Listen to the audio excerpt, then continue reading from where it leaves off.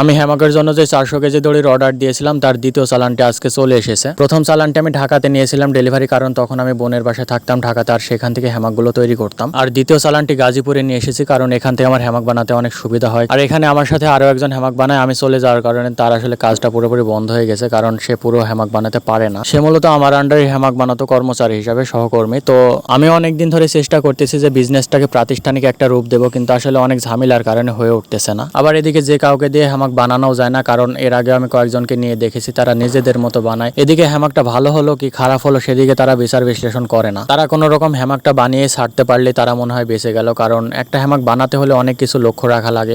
এর measurement, mounting, অনেক কিছু লক্ষ্য রাখা লাগে। আবার হ্যামাকের ফাঁকগুলো বেশি বড় বড় হয়ে যাচ্ছে কিনা এদিকেও লক্ষ্য রাখা লাগে, কারণ একটা হ্যামাক আপনি নিয়ে যদি সেটাতে শুতে না পারেন, আরাম না পান, সেটা আসলে নিয়ে তো কোনো উপকার হচ্ছে না। তো এই সকল দিক বিবেচনা করে আসলে নতুন কর্মচারী নেওয়া হয় না, কারণ একটা কর্মচারীর পেছনে অনেক শ্রম দেওয়া লাগে। তাকে সবকিছু নতুন করে শেখাতে পড়াতে আমার আসলে অনেক সময় চলে যায়। আর তার পেছনে এত শ্রম দেওয়ার পরে যখন দেখি সে চলে যাচ্ছে কিছুদিন পরে, বিষয়টা আরো খারাপ লাগে। তো যাই হোক, এদিকে আমাকে প্রায় 100 কেজি ওজনের দড়ির বস্তা আমাকে একা একা ওঠানো লাগতেছে, কারণ এখন ঈদের সময় মেসের সবাই চলে গেছে প্রায় বাসাতে। আর যে 2-4 জন মেসে আছে তারা আসলে আমার সবাই বড় ভাই, নাই তো অপরিচিত, তেমন ভাবে কারোর সাথে কথা হয় না। তবে বড় ভাইয়েরা আমাকে হেল্প করতে পারতো, তবে আমি ইচ্ছা করি তাদেরকে বলিনি, কারণ এটা হচ্ছে রোজার মাস, সবাই রোজায় আছে প্রায়। আমি চাচ্ছি না যে তাদেরকে রোজার ভিতরে কষ্ট দিতে, কারণ এরকম আরেকটা বস্তা ছিল, মোট 2টি বস্তা। তো একটি বস্তা একজনকে সাথে নিয়ে ওঠানোর পরে সে রোজায় ছিল, তো তাকে নিয়ে উঠেছিলাম সকালবেলা, সে বিকালবেলা এসে বলতেছে ভাই আজকে আমার রোজা লেগে গেছে। তো এই কারণে আর কাউকে ডাকি নাই, এটা আমি একা একাই উঠালাম। তো আলহামদুলিল্লাহ আমার বিজনেসটা যে আজকে এত দূর এসে দাঁড়াবে আমি কখনোই ভাবি নাই। গত বছর ঠিক এই রোজার ভিতর থেকে শুরু করেছিলাম মাত্র 2,500 টাকা নিয়ে, তার ভিতরে 1,000 টাকা ছিল একজনের থেকে ধার করা টাকা, আর বাকি টাকাটা ছিল বিভিন্ন সময় বিভিন্ন মানুষের থেকে ঈদের সালামি পাওয়া টাকা। আসলে সবকিছু গুছিয়ে রেখেছিলাম, আর সেই 2,500 টাকা বিজনেস এই এক বছরে 1.5 লাখ টাকার মূলধন এসে দাঁড়িয়েছে। পুরো বছর জুড়ে 1.5 লাখ টাকা,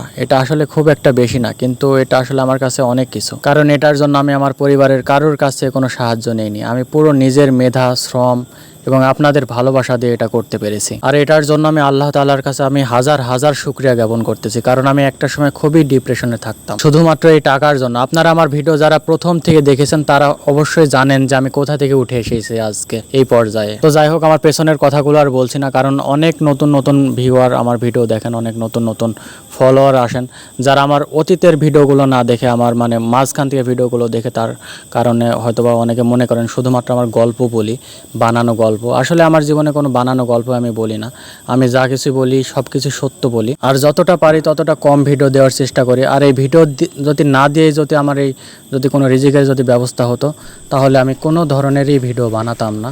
তো যাই হোক, এইগুলো হচ্ছে হ্যামাক, অনেকেই চেনে না, অনেকে এই ভিডিওটা নতুন দেখবে তাদের জন্য এগুলো আসলে আমি সেল করি।